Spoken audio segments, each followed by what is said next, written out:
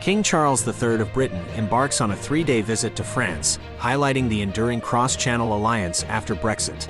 Initially set for March, the visit marks Charles's first state visit since becoming monarch, postponed due to widespread unrest in France.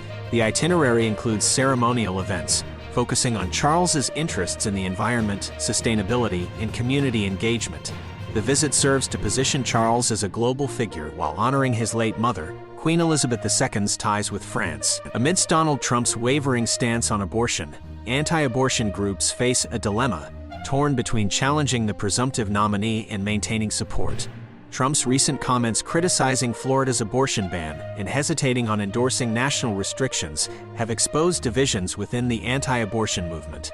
Some groups hope for clarification and expect eventual support for a national abortion ban, while others consider endorsing a different primary candidate or employing protest strategies to pressure Trump into a clearer position on the issue. Israel and Saudi Arabia, along with U.S. support, indicate progressing talks towards normalized relations at the UN General Assembly. Riyadh's Crown Prince Mohammed bin Salman expressed closeness to normalization, citing the importance of resolving the Palestinian issue.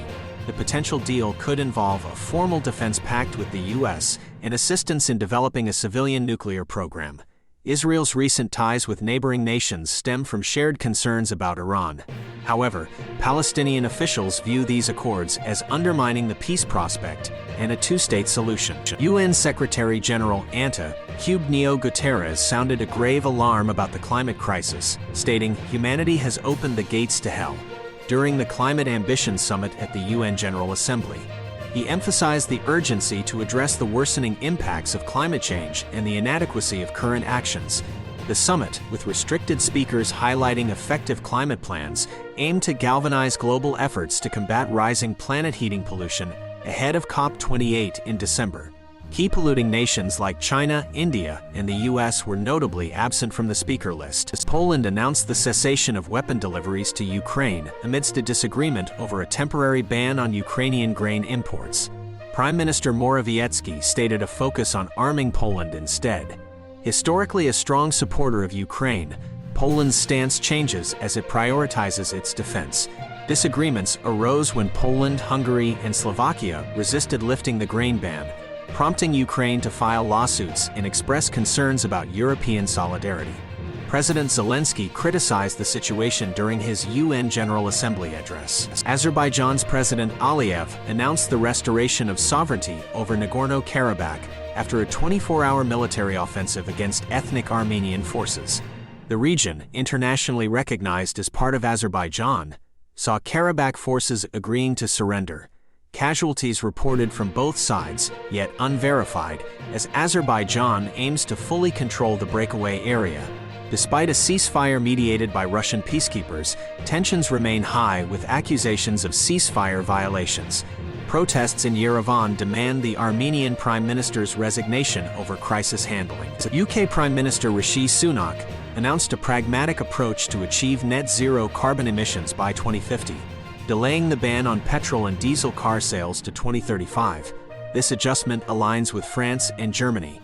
Additionally, energy efficiency targets for rental properties will be eased, and plans mandating gas boiler replacements with heat pumps for homeowners are rescinded.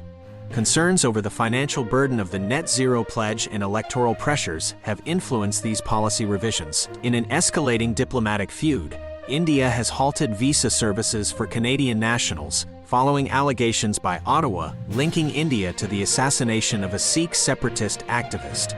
BLS International, responsible for Indian visa applications in Canada, confirmed the immediate suspension, citing operational reasons.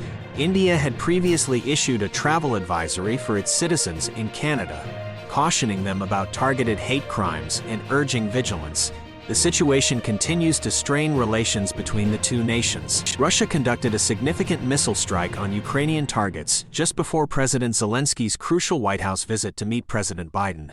This assault, the largest in weeks, came as the White House pushes for $24 billion in aid for Ukraine. Zelensky's visit occurs amid Ukraine's intense struggle against Russian forces, aiming to make gains before winter sets in and halts operations. Following Zelensky's condemnation of Russia at the UN, the attack wounded many and damaged critical infrastructure, causing partial power outages.